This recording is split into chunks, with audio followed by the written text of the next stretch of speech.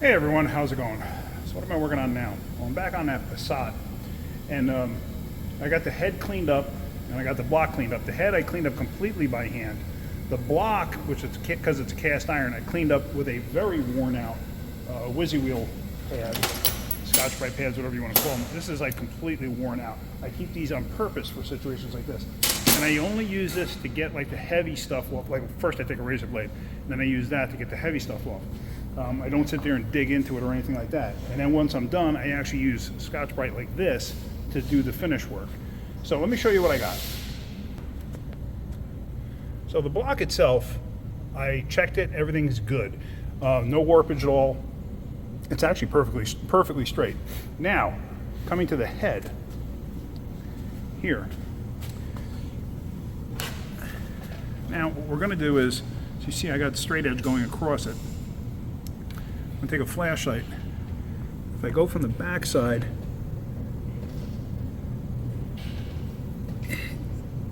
it's actually perfect. So there is zero warpage there. I was actually concerned that there might be like a slight something at this one, but what I wound up doing was I took a piece of paper, because I don't have a feeler gauge that goes less than 5/1000ths. Piece of paper, I measured it, it's 3/1000ths.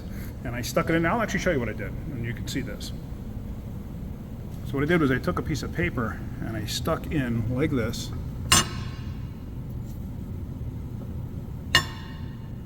Okay, and then as you try to pull the paper out, it actually tugs. It tugs on the feeler, the straight edge. See that? It'll actually drag the straight edge. The other thing too is now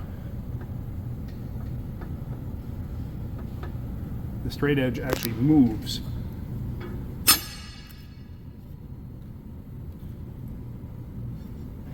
Which tells you that 3/1000ths has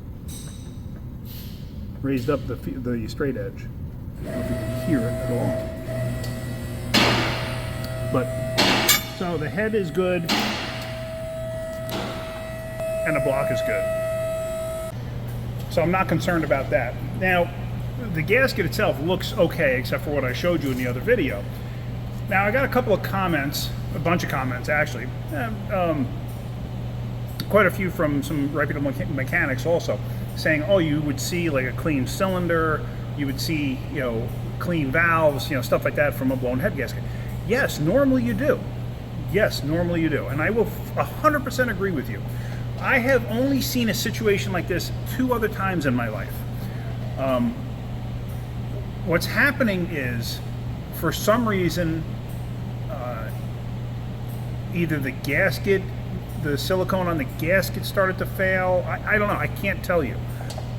But I've seen it to where the cylinder pressure, and you got to remember, at 3,000 RPM, like I showed you, at idle, this thing never had combustion getting in the cooling system. This is not a turbo car. So how's combustion getting in the cooling system? So it can't be from the turbo.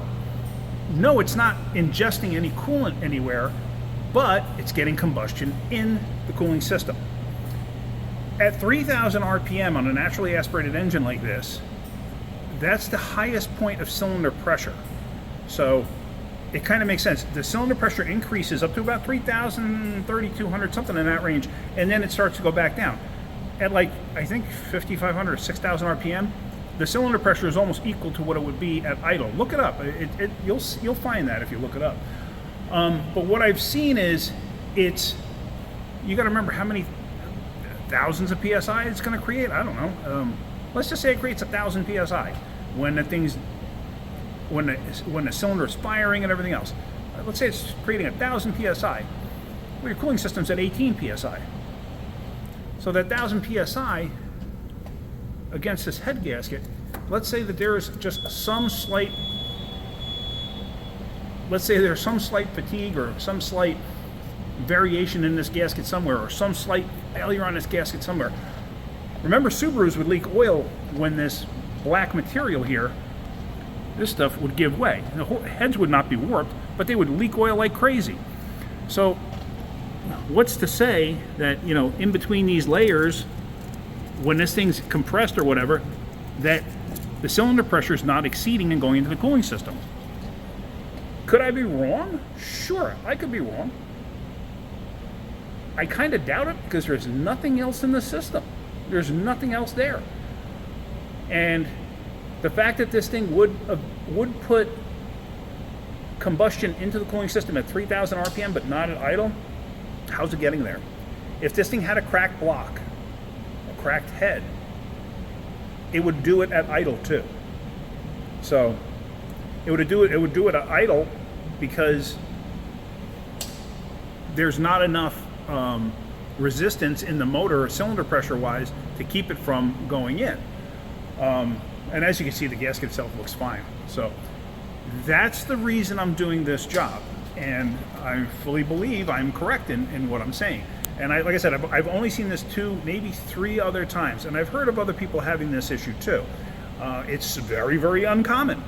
I will agree with you. It's very uncommon. Usually you'll see a clean cylinder, something. This time you don't. Just an oddball scenario, that's all. I'm not saying you guys are wrong. You're not. You're 100% right. That's the norm. That's what you would normally see. But this is just something very out of the ordinary. That's all. Now, one thing is I was having a hard time finding specs for this for cylinder head warpage. I eventually did find in all data a spec of 5,000s, meaning, I'll show you in a second, meaning with the straight edge going across, this is a 5,000s feeler gauge. The 5,000s feeler gauge will not go in there, okay? Anywhere. I've done it all different ways. I've done it like this, I've done it like this, I've done it like this. Nothing changes. I cannot get a 5,000s feeler gauge in there. The 3,000s piece of paper, same thing. I can't get it in there. So the warpage is less than 3,000s. So where did all data come up with 5,000s if I can't find it anywhere else? Well, I did a little research and I come to figure out that a general rule of thumb, okay, a general rule of thumb, in case you're wondering and you can't find the spec, a general rule of thumb is 1,000ths for each cylinder on that bank. You have a V6, so it's 3,000ths warpage. You have a V8, so it's 4,000ths warpage.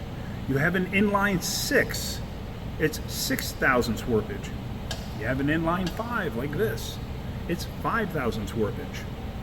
You have a straight 8 from a 1941 Cadillac or something, something like that.